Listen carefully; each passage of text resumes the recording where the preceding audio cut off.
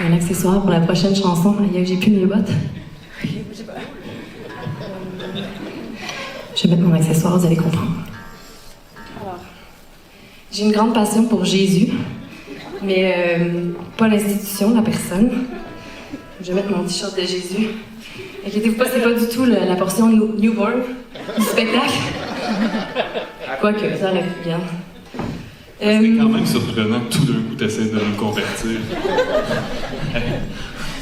J'y tiens dans ma main et j'y vais!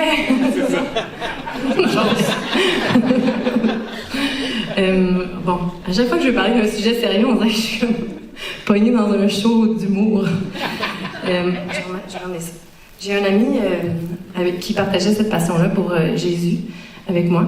Puis cet ami-là, je l'ai perdu récemment. Puis c'était important pour moi de parler de lui ce soir parce que la dernière fois que je l'ai vu, en fait, je l'ai pas vu. C'était à notre dernière tournée.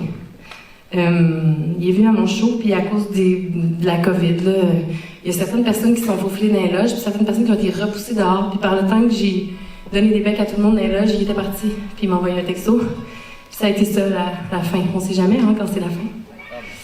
Puis vu que j'ai eu ça, cette fin-là, je me suis dit, bon, on va trouver une façon de trouver une suite, ou en tout cas une conclusion, ou en tout cas de lui rendre hommage. La prochaine chanson, en fait, je vous le dis, c'était un réalisateur. Elle se trouvait dans un scénario dans lequel j'ai finalement fini par jouer, qui est devenu un film. Et puis, elle était partout dans le scénario. Puis quand je l'ai lu, j'avais 25 ans. Puis c'était déjà pour moi une des plus grandes chansons de ma vie. C'était pour moi la chanson qui illustrait le mieux le sentiment amoureux. Puis c'était un grand film d'amour qui s'appelait Café de Flore. Puis je me suis dit que c'était une bonne idée ce soir de la jouer pour lui. Donc c'est une tune de The Cure. Donc je porte ce soir son t-shirt qu'il m'a donné. C'est lui qui me l'a donné. Et puis c'est pour lui rendre hommage. Et donc on est avec toi, Jean-Marc Vallée.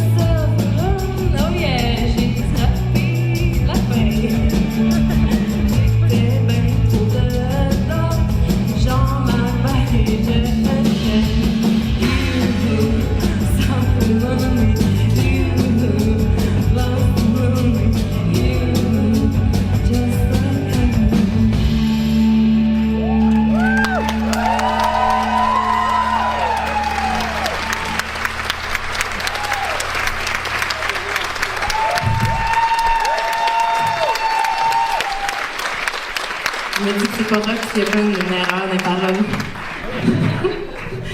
Rappelez-vous de Patti Smith qui était là pour le prix Nobel de Bob Dylan? Elle a tout scrappé l'affaire, puis elle était comme « Can we start over? » Puis on dirait que ça m'a libérée de faire des erreurs comme ça, parce que la fille d'avant ça, elle serait en train de se liquéfier en ce moment.